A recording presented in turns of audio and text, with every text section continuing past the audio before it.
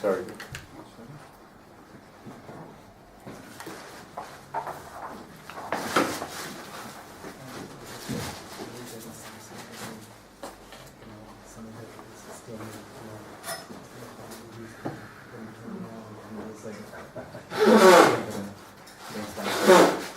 We are finishing off the Haggadah in Perek Yud Gimel, which talks about the Daled Elamais. And we just finished learning the Olam Hadalad, but let's go through that again because that's really the punchline, which is going to bring us to Nefesh Hachaim. And he says here, if you have the Haggadah, let's do it one more time. Olam Hadalad, the fourth world, which is the world that we live in.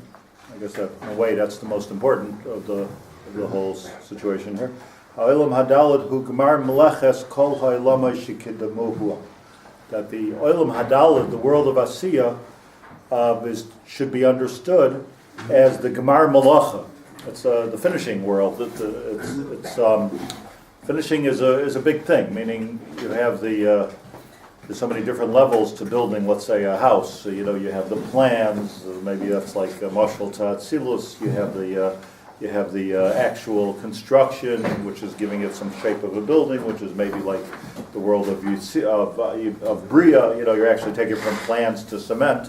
And then you have Yetzira, which is giving it real form. And then the Asiya is the finishing touches. You're actually making it into a usable finishing thing. It's hard to say which is more important.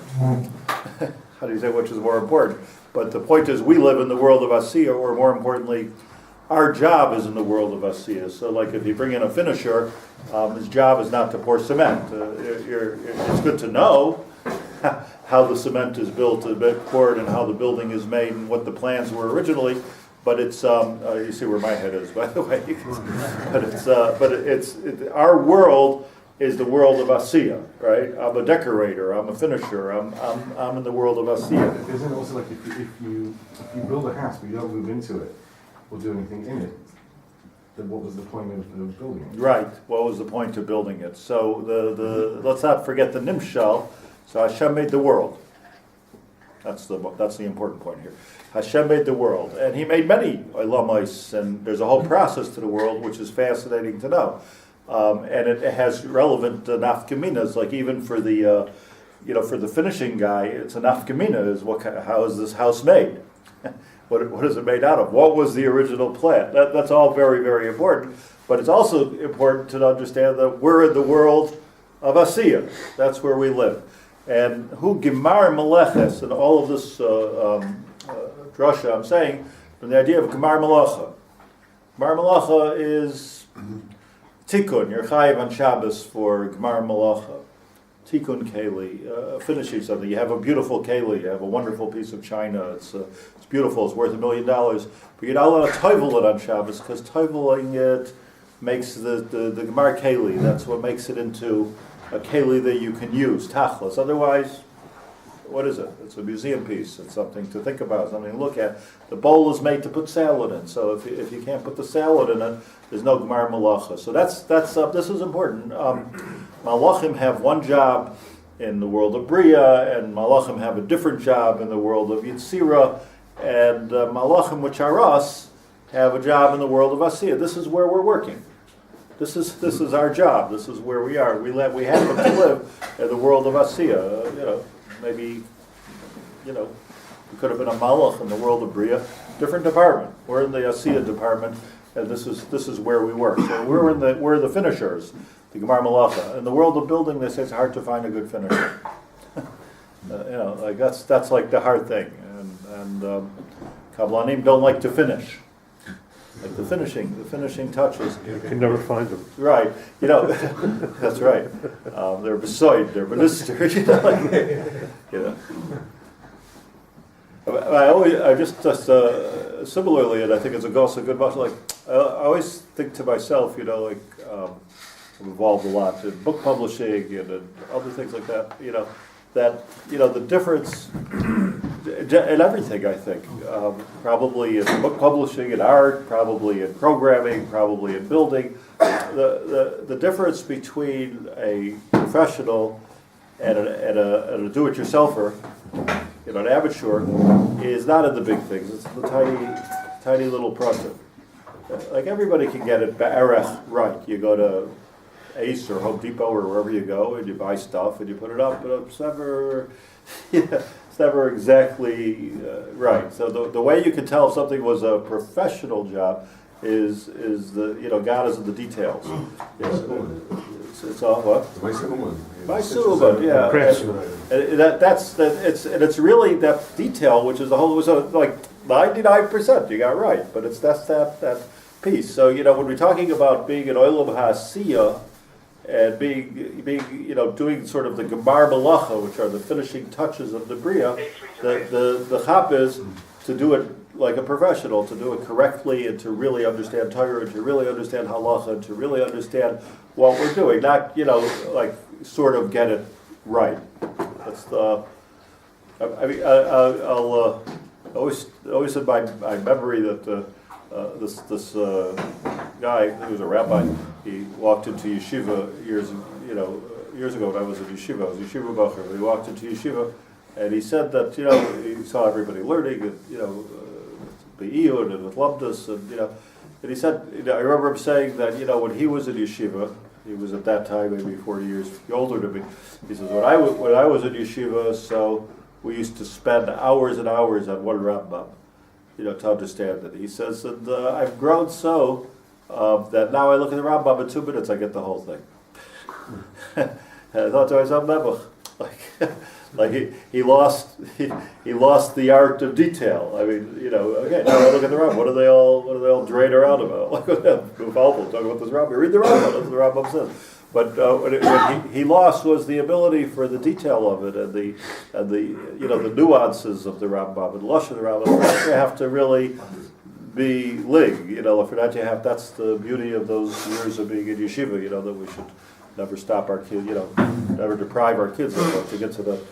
Even if we ourselves are deprived, to let them find that nuance. So whatever happens, happens. But like to realize that there's a nuance there. That's the gemar malacha that we as people are chayvin. Heid b'libudat Torah, heid b'shmiras hamitzvos. So that's what it's all about. So gemar malacha is kollel bais HaTalmud. All the worlds that preceded us were the gemar malacha. V'tikunam al tachlis hatov ha'amiti. We have to be masakin these worlds. Al tachlis hatov ha'amiti. Shehem. I'm sorry.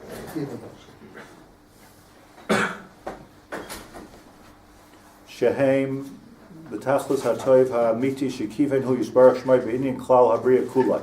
This is getting involved with the original kavanah of HaKadosh Baruch Hu. This is what it's all about, anyway. It's like the whole point is for this world. What's it all about? All of the Kabbalah, all of the Atzilus, all the Bria, all these. It's all about my kitchen. That's where it all comes down to. We're the base of Mikdash.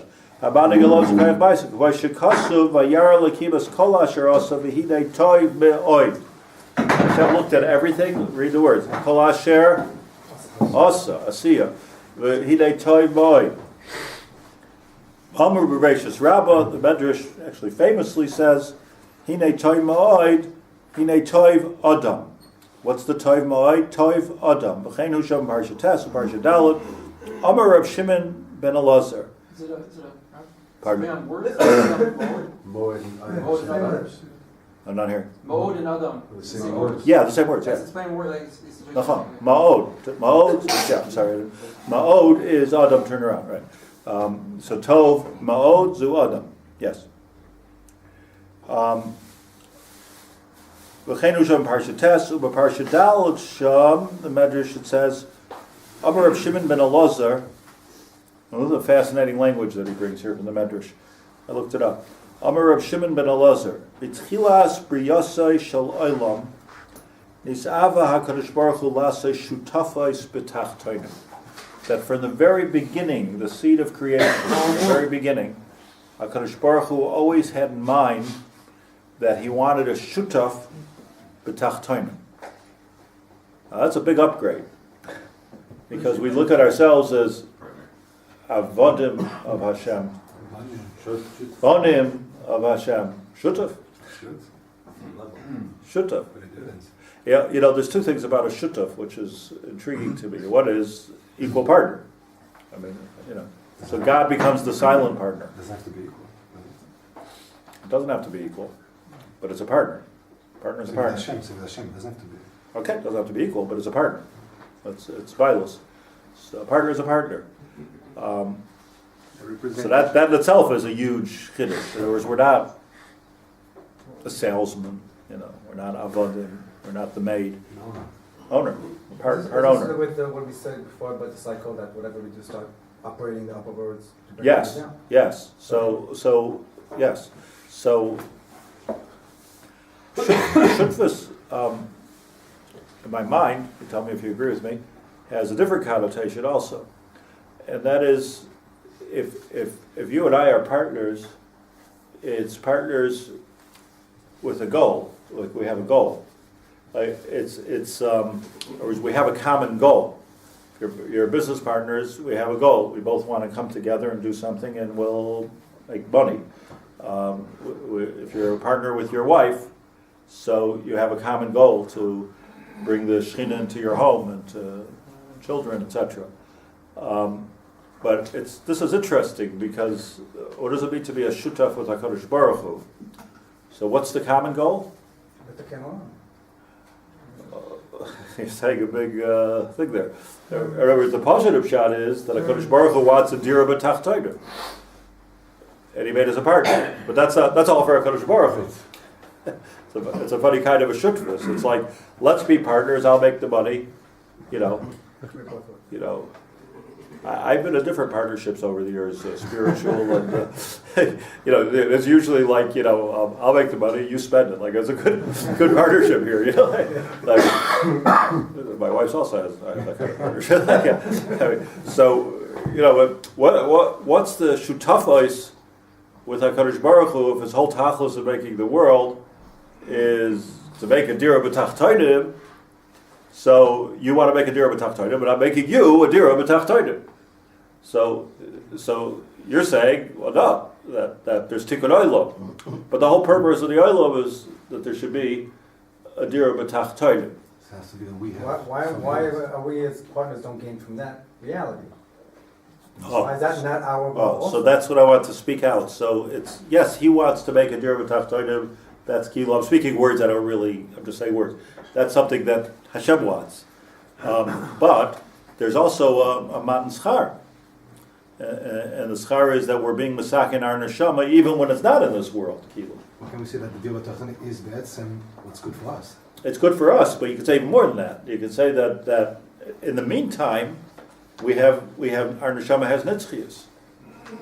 But besides you're being good for God, it's the shutaf is, I get a world, Hashem says. Again, you and Hashem should forgive me for being reductionist here, but I'm just trying to explain it. That Hashem says, okay, I get a world, you get eternity. So I'm getting a little bit of you, and you're getting a little bit of me, or a lot of me. Because now, just like I'm netzach, you're netzach. So it really is a shutfus, which means that the chiddush here is that the way that we can eternalize ourselves, which is long after our life is over here in this world, whether eternalizing ourselves means the Gan Eden Elyon or whether it means the Gan Eden Tachton, whether it means with Mashiach, whether it means Chiyas HaMesim, whatever it means, whatever eternity means, and I'm very mystopic in that sugi, what does it mean? But whatever it means, and it means to say that the way to eternalize yourself is to hook into my eternity. There is no other way to eternalize yourself. You must be my shutaf. You want to reap the profits, you must be my shutaf. So if a person lives in this world, and it's pretty serious musar we're learning from Kabbalah here. If somebody comes into this world and lives in this world and says, look, I don't want anything to do with my partner. It's like, I'm just doing my own thing. Okay, do your own thing. That lasts 60 years, 70 years, 80 years, and you finish doing your own thing. But if you're a shutaf with HaKadosh Baruch Hu, now you're in the business, you're a partner. This is both to non-Jews and Jews and non-Jews alike. Everybody's got to be a partner on some level, if they want to be eternal. So non-Jew can also be internalized. But is that is tough? Because I mean, like, because when he says, But it's a lesser position, an executive position. But okay, Beseder. But they're not only goyim, trees, rabbits. It's but I don't think they have a hard time with it, rabbits, because rabbits or squirrels. So automatically they don't have bechira chavshus, I don't think. So automatically they're doing the Ratzon Hashem. They're a shutaf. This is all part of the world. But a person who has bechira chavshus, malachim have no problem with this either. So malachim are like squirrels. They have no problem with it because they're just doing what they're doing. You know, this is what they do. It's like it's natural to them. Adam is complicated. The reason it's complicated is because for whatever Hashem did in His divine wisdom, He gave us a choice not to do this. I guess it's a high level. It's a high level executive where are you in or are you not in? I mean, you know, this is you know, if you have a big law firm, there's a big difference between being a partner and being a lawyer. You could be the best lawyer in the world, but if you're not a partner, you're not a partner. You're not. You know, are you in or are you not in? This is a whole different story. You have to be able to take the win. You have to be able to take the loss. You have to be able to take the pain. But then you own the law firm. You're a partner in the law firm. So So here we're not talking about a law firm, or we're not talking about a construction company. We're talking about eternity, and the only way to hook into eternity is to do something eternal for the world. Now, by the way, I do think that some, you know, like as the words of Rabbi Yehuda Nasi, Yesh koilo elamai b'sha'ah achas. I mean, of course, the correct way is you're a partner all your life, every day. You put on your tefillin and you put on, like, that's the way to do it. No question about that. But there's also this concept of Yesh koilo elamai b'sha'ah achas, that sometimes you can do something in this world which is so heroic spiritually, so heroic that you can really save a community, save a Jew, save a human being, save the planet, whatever you did. You did something b'sha'ah achas, and we find even Rishoyim that did something b'sha'ah achas. Okay, you bought it. But on that the Gemara says that I think it's 6 times in Shas, if I'm not mistaken, that when these stories happened, that Rishoyim turned Tzadikim, you know, like for instance in Gemara Avodah Zarah Daf Vav, where it says Roman Katia Bar Shalom. That was what he called. That was a fake name, Katia Bar Shalom. It was a Roman governor, and at the end, he had to give testimony about the Jewish community, whether they should be killed or not killed. You know, the Romans were occupying Israel. So the Gemara says in Avodah Zarah that this, as the story was, the Roman emperor. This is history. I mean, this is history. The Roman emperor said, "Just kill the Jews. That's the best way to do it." The question was like, you know, it was like a Hitlerian thing. You know, what is the solution? What is the solution to the Jewish problem? You know, do we conquer Eretz Yisrael? Do we make them slaves? Do we, you know, what do we do with them? And you know, Hitler's final solution was you just got to kill them. You know, and if you read Mein Kampf, I'm not necessarily recommending it, but I did read it. But if you read Mein Kampf, it's so evil and interesting, you know, the way his mind thought. But what he said is, he had a sense of history, Hitler, Yivach Shemo v'Zichro. There was a sense of history to say, people have tried all kinds of things with the Jews. Paro tried to make them into slaves, and Nebuchadnezzar tried to send them into Golos. Nothing worked.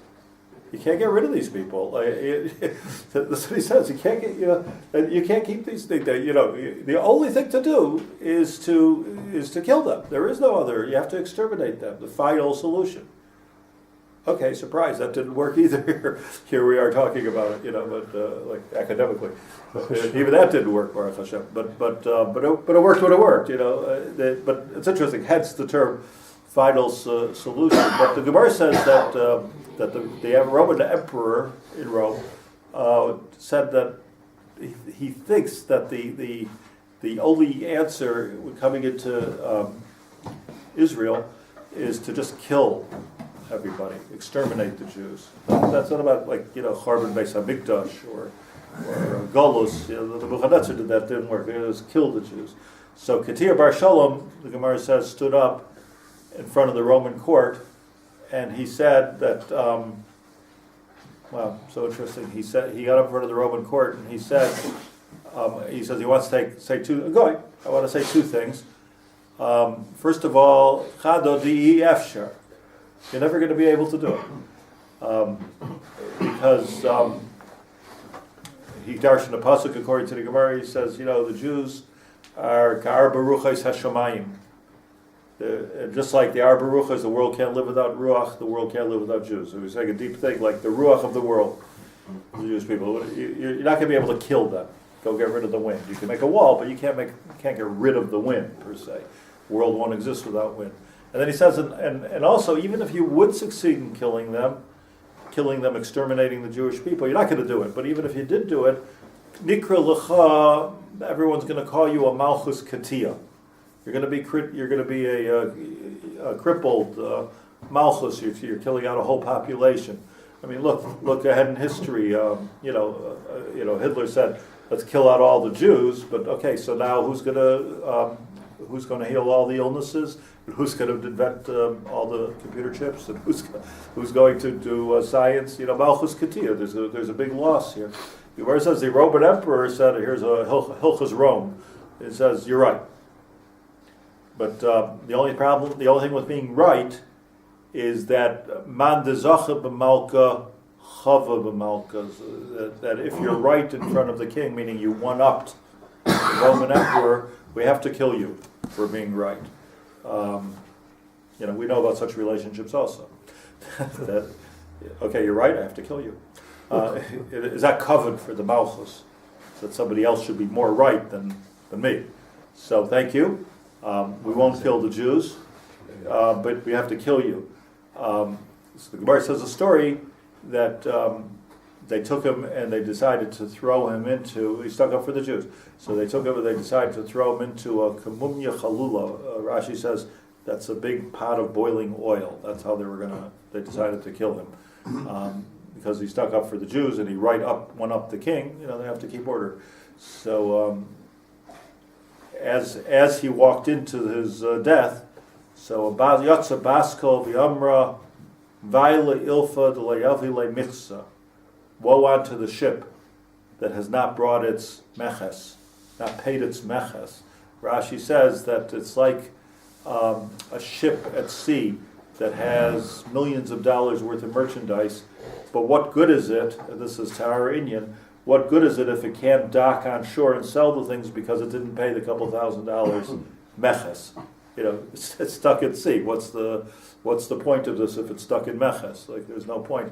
So Rashi says what the Baskol was telling him was, chaval, that you're dying like such a tzaddik, but you're an orel. Chaval, because Avram Avinu, it's all Rashi, Avram Avinu Yoshev al Pesach Gan Eden va'orol lo yikanes by. HaKadosh Baruch Hu sits, Avram Avinu sits at the Pesach of Gan Eden and says, to this place you can't come, go somewhere, but to this place you can't come if you didn't have a bris milah.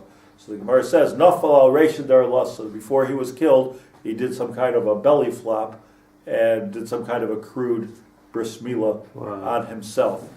And he screamed out before he died. His last words were Yavi Michsi, Yavi Michsi. Now I presume this Baskol was something that he heard in his head from Shemayim, but he screamed out his last words, according to our tradition, was Yavi Michsi, Yavi Michsi. I brought my meches. It's interesting. All the Litvish Apaiskim talk about this, and they say, but Hamal v'loi parak, iluloi mal. But where was the Betzitza? All kinds of Torah. But okay, there's a Uriah and a Rashba. There's all kinds of. But the story is the story. But the point I want to make out of the story is that the Gemara ends off by saying, Rabbi, whenever he told Rabbi Yehuda Nasi, whenever he told the story, the base Medrash Rebbe. So you understand the history. He was at the end of the Roman. Who's finished. He was the Gesher HaShalom. He's the one who was able to, him and Antoninos were able to make peace with the Romans. And make peace with the Romans, the killing stopped. That was after the Hadrian decrees, after everything. So Rebbe told the story to his Talmidim about Katia Bar Shalom, V'haya boiche, and he would cry, but he would tell the story. It's hard for me not to cry and tell stories. What a story, right? So V'haya boiche. Amar, and he would say that some people spend their whole life, they V'yesh misha kaina alamai b'shah achas. So this man, in this 1 minute, who knows what he did? And maybe he killed Jews. Who knows? We don't know what he did. But in this one moment, he was kona olamai. Says the Marsha on this Gemara that bepashtus hayadnira, says the Marsha, the lashon of Avodah Zarah, shahaya boicha b'chiyah shel simcha. What was the crying? What were the tears of Rebbe? What was he crying? It's an emotional story. That's not good enough for the Marsha. Emotion. What was the emotion? Was the emotion an emotion of simcha that this guy was kona olamo? So he says that hayabocha bechi shel tsar, says the Marsha. Says he thinks that he was crying a bechi of tsar, that chaval on somebody who was kona olamo b'shah achas, because if he would have been kona olamo b'harbe shanim, how much more Gan Eden would have had? How much more Sipuk HaNefesh for eternity? How much more eternity he would have had he have realized this 30 years earlier or 40 years earlier that he could have done it? So yes, he's Koda Olabo, can't take it away. But the bechia is that it's chaval for a person to do tshuva on his deathbed. It's good that he does tshuva on his deathbed, better late than never. But it's better early than late. That's that, and that says the Marsha, a very important Marsha, I think, was the bechia of Rabbi when he told the story of Ketiyah Bar Shalom. Okay. This few such stories basically every time B'sha'achas has a negative component to it. According to the Marsha. I don't know if everybody agrees with this. So this is the idea here. So let's get back to the lashon of the Medrash. This is a chiddush of the Medrash that Reb Chaim Volozhin brings, that when we do, one more time, b'tchilas briyaseh shel olam lis'ava HaKadosh Baruch Hu laseh shutafus b'tachtonim. HaKadosh Baruch Hu always wanted to have a shutaf. Not a subject, but a shutaf. Wanted to have a partner in the Bria. Let me just tell you that the Medrash darshans it as follows. This is the drasha of the Medrash. The Medrash says that this is Medrash, the very beginning of Medrash Rabbah and Bereshis. And the Medrash tells us that it says, by Erev Boiker Yoim, what's the first one? Yom Echad. What's the second one?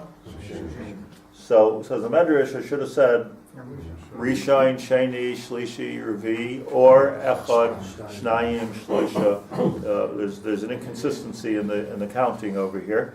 So says the Medrash that the Rishon, it doesn't say Rishon, but by the Korbanos of the Nesiyim, there it says Vayi Bayom HaRishon, that on the Yom HaRishon he brought a carbon.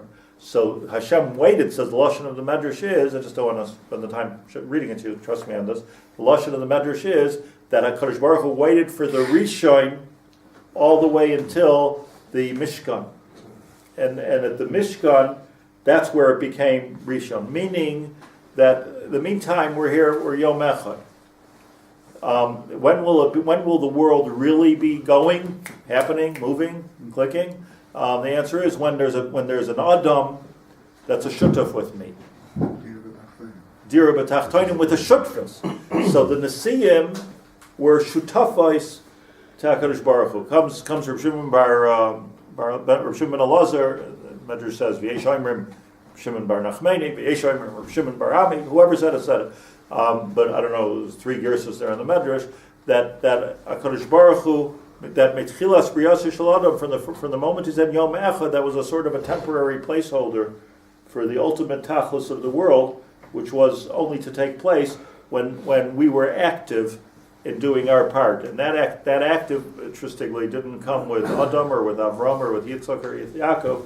It only came when it came to the point of Dira B'Tachtonim, where we really made a Mishkan, and we actually brought Karbanos and did Avodas Hashem. We actually did something with our gold, silver, and like until then. So, hence the Gemara says that Alpayim, the first 2,000 years, was Tayu Vavayu.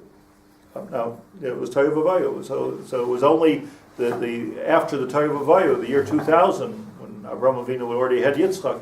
So it was only then that the world started to come into Tachlis. In other words, Avraham Avinu brought a korban, and Yitzchak brought korbanos, and when do we get the real Rishon? When there's a Mishkan. Klal Yisrael has the Mishkan to be able to do what he did.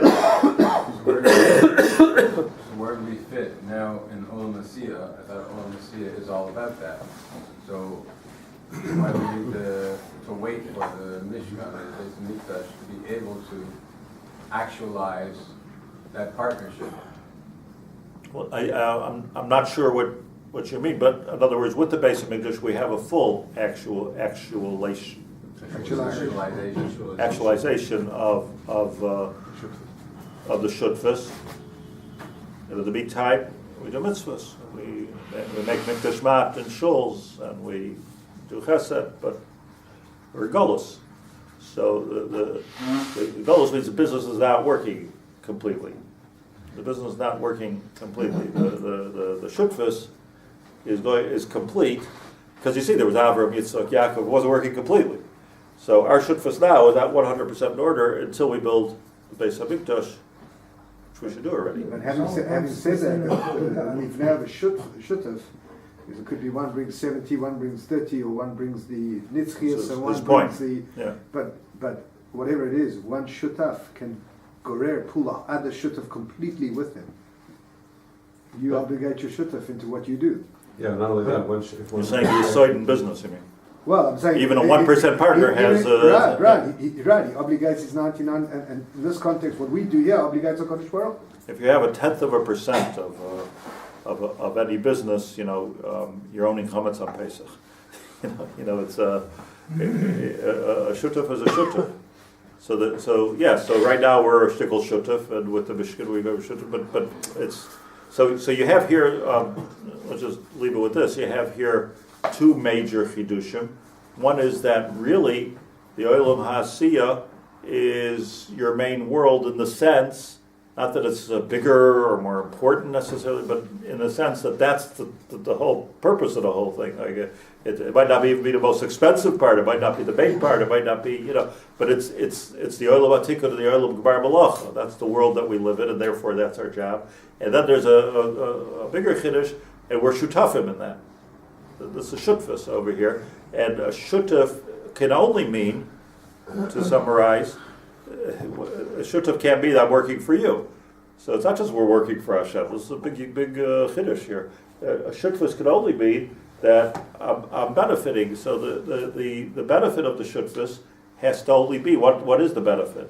We don't benefit. How much you're a shutaf, you get to have the corner office, very nice. But like we have a nice time in this world, but it's not the ikar. So the ikar is that we're a shutaf with HaKadosh Baruch Hu in this eternity thing. So go into this world for the number of years that you're here and create something eternal. And if you hook into eternity, then you're an eternal soul,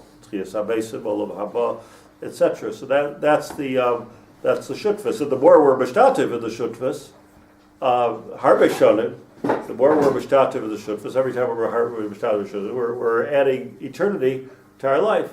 It shouldn't be, thank God with us, it's not like Rebbe has nothing to cry about. This is orderly, but the ultimate shutfus is going to be with just like it was in the Torah. Yom Rishon is the Yom Rishon of the Bayis Shlishi, which is third binyan, which we should build already. We stopped. It was like, Did you build it already? let's build it. I like all the Jews are obsessed with putting the U.S. Embassy in Yerushalayim, but the Beis Hamikdash in Yerushalayim. Who cares where the U.S. Embassy is?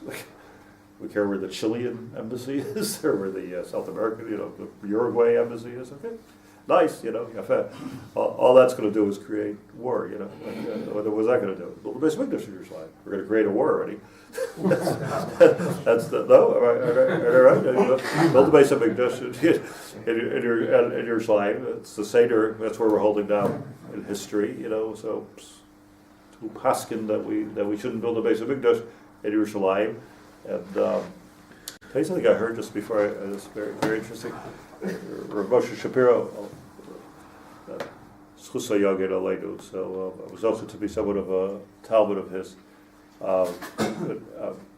2008, when President, there's a little politics here, when President Obama was elected.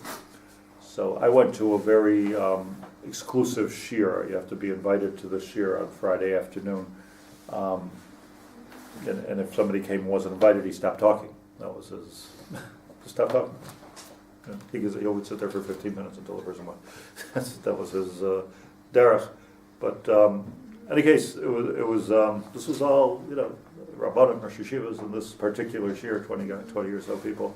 So in that shiur, I remember the day, or the day after, I don't remember or what the election was, but the day or two after the election, President Obama was elected President of the United States of America, and obviously everybody was talking about that. That was the big dibur, and everybody was talking about it. It was like a tumult, and when Moshe walked into the room, it was actually quite a nice thing.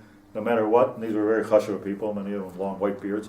When Moshe walked into the room to give the shiur, so completely quiet. He walked in, everybody stood up out of covet, everybody until he sat down. It was all tumult stopped. And it was hard to stop the tumult because they're in the middle talking about Obama, So it was, but that was the minute. Everybody stood up and waited. It was a nice kavod. That was the minhag by him, which, by the way, I think in Shulchan Aruch he even says that this is. So he said, "Ba balagan po." What's going on? So talking about Obama becoming president.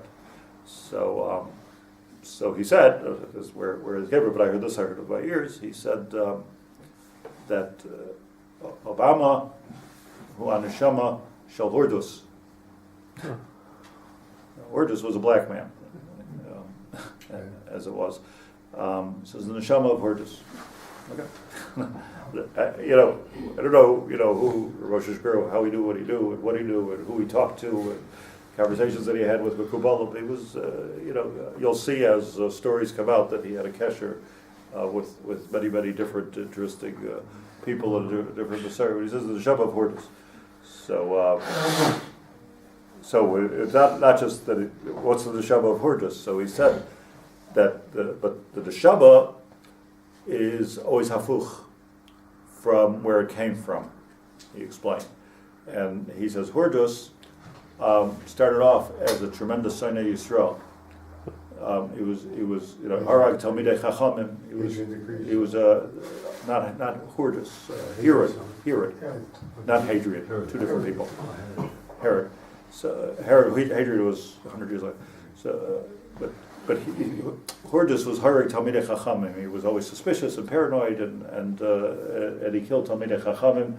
He was very worried about the Jews being married b'malchus at that time, and causing a rebellion. This was a Roman obsession. The Jews are going to make a rebellion. But he says, but himself nasa oyev Yisrael. At the end, he built the Beis Hamikdash. The Mishalai. In other words, somehow he after he killed everybody, he calmed down, and he said, "What should I do?" He asked the leftover Jews, "What should I do to do tshuva?" They said, "Listen, the Beis Hamikdash is falling apart, with all this Roman stuff. So let's rebuild it." So he rebuilt it. Where it says, "Mishalai ra binyan hordus, ra binyan yafa me'olam." He built the nicest. What you see now, a little bit that you see now, is binyan hordus. He rebuilt the Beis Hamikdash. So he was a Sinai Yisrael. Ended up being an Oyev Yisrael. He says with the new president, he's going to start off looking like an Oyev Yisrael, but at the end he's going to be a Sinai Yisrael. Now it's very interesting. I'm not a politician, b'chlal. I hardly read the news, but I'm just saying that for years I'm thinking, okay, so it wasn't exactly right. So Sinai Yisrael. I mean, like so for Kosovo, because a lot of money to Israel, and this. He doesn't like maybe Netanyahu, blah blah blah blah. But myself, like the very end of the presidency, Sinai Yisrael. So I was talking at the Levaya to one of the big Talmidim of Rav Moshe Shapiro, and I told him this story. So he said, "Ken." He knew that he said this. He said, and when Trump was elected, he said, "Hu haneshama shel Koresh." Cyrus. So he said, who gave permission to build the Beis Hamikdash in Yerushalayim. Well, that's a problem. So that's what he said. So this is the neshama. Well, so It's hafuch. no, it's hafuch from what he is.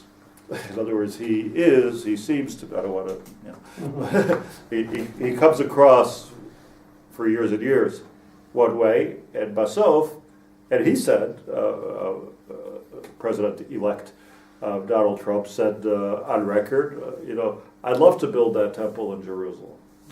So you have to be scared of what I'm saying.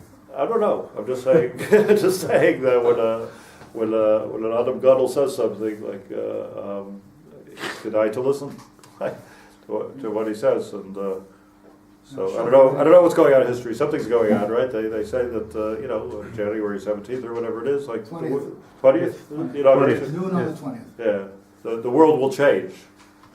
So as Hashem should change the time. Change the time. Amen, amen. If you say